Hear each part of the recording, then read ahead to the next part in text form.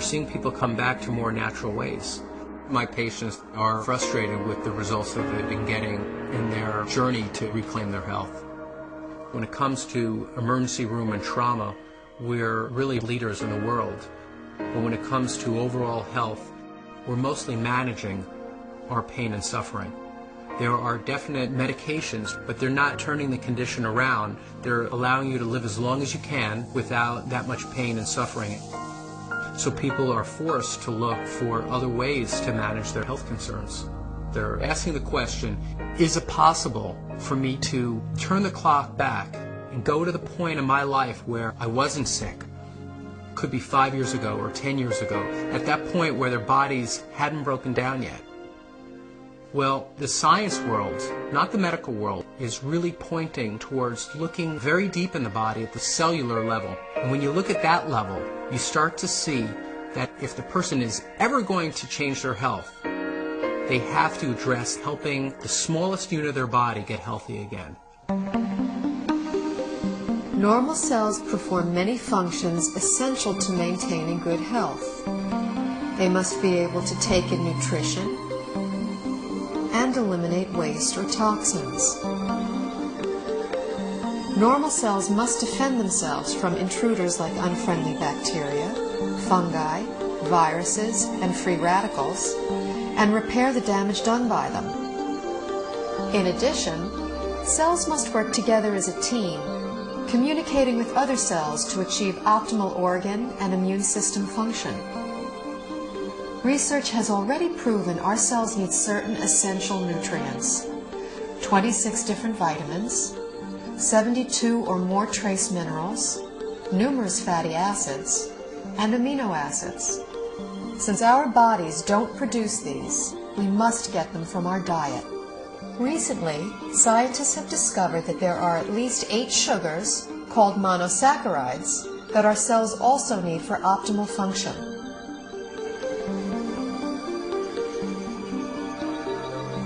Inside cells, these sugars combine with protein strands and form complex structures called glycoforms. The exterior of a healthy cell is covered with a dense forest of these glycoforms. Glycoforms can exchange infinite combinations of information depending on their shape and charge. Glycoforms are present on the surface of all cells and actually prevent viruses, bacteria, and other enemy cells from entering a healthy cell by blocking the entrance to the cell's surface. Glycoforms can hold on to an enemy cell until an immune system cell can arrive to destroy it. Healthy immune system cells can also accurately identify normal cells and not interfere with their function. Cells covered with glycoforms enable clear and accurate cell-to-cell and system-to-system communication, creating an information superhighway within the body.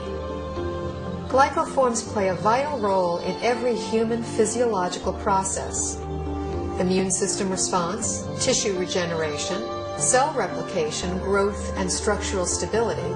They are even responsible for the attraction of sperm cells to an egg cell surface to foster fertilization.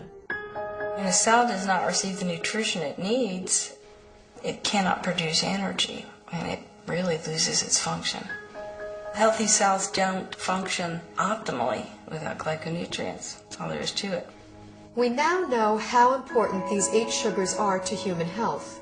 The problem is, only 2, glucose and galactose, are readily available in our modern diets. A fraction of these other 6 sugars can be gotten through diet, but modern agricultural methods, food processing, widespread use of toxic pesticides and chemical fertilizers have all but eliminated them from our food supply. It's only really been since a little before World War II that what we now call conventional methods, that's fertilizer and pesticides, even came into being. What was conventional farming for thousands of years, we're calling alternative farming and organic farming, and what we're calling conventional is actually a new experiment. The connection of healthy soil to healthy plants and to healthy people cannot be underestimated. Most farmers don't use organic fertilizer because of the economics. The government farm programs reward the use of conventional fertilizers.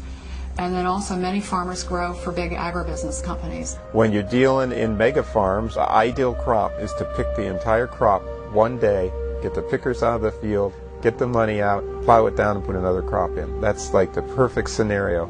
Crops are selected for uniform maturity and the ability to harvest quicker than they should. And that makes a huge difference in the protein content and the nutrient content. Optimally, you want the fruits and vegetables to stay on the vine or on the tree or on the plant for as long as possible, because in those last few days before ripening is when the essential sugars are brought to the fruit or vegetable.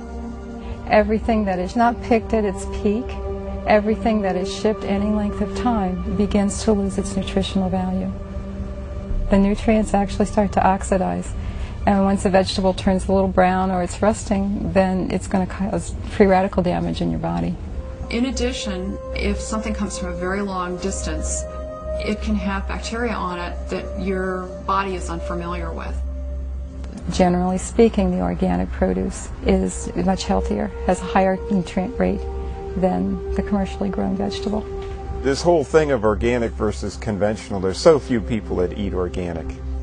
95% of the fruits and vegetables that are grown are conventional, which means that only a few people are eating organic foods. What I have my patients do is eat as many fruits and vegetables as you can, wash them, and assume that you're getting about a third of their phytonutrient value. I compared nutritional content of food from 1982 with what statistics are for 1999. I was amazed at the nutrient decline in many fruits and vegetables. Overall, it was an average 25% decline in nutrition across the board. That is staggering. It's shocking. If we are losing 25% of our nutritional content in 20 years, what are we going to have in 20 years from now and 20 years down the road? Pretty soon we're going to be eating water and a little fiber, and that's going to be it. The body, to an extent, can make glyconutrients. That's the job of the liver.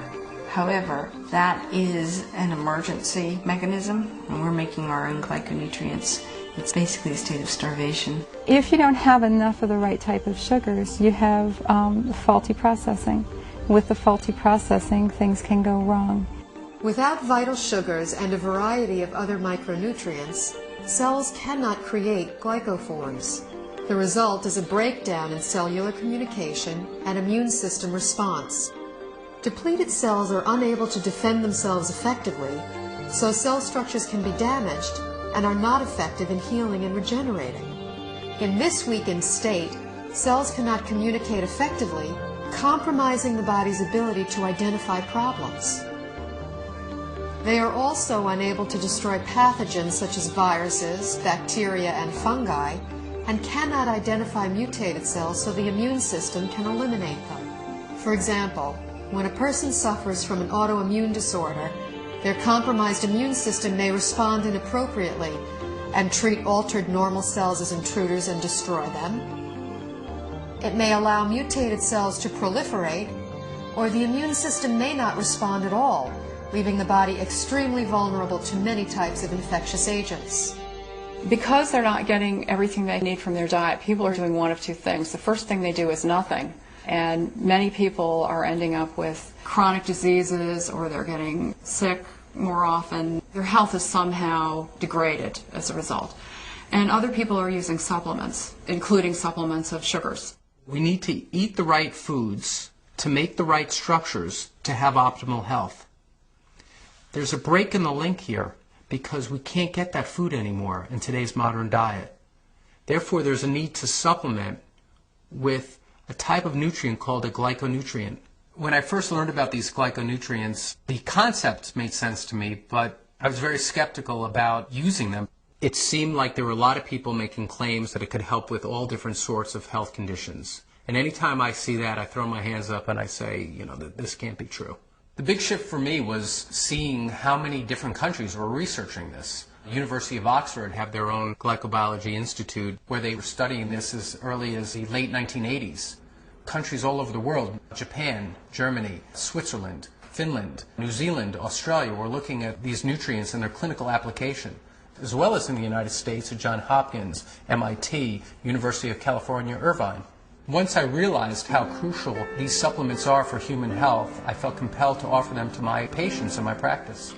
When I started with the patients with the most serious health challenges that I wouldn't be able to help previously, the results that started coming in were amazing. We just started to see people gain their health back.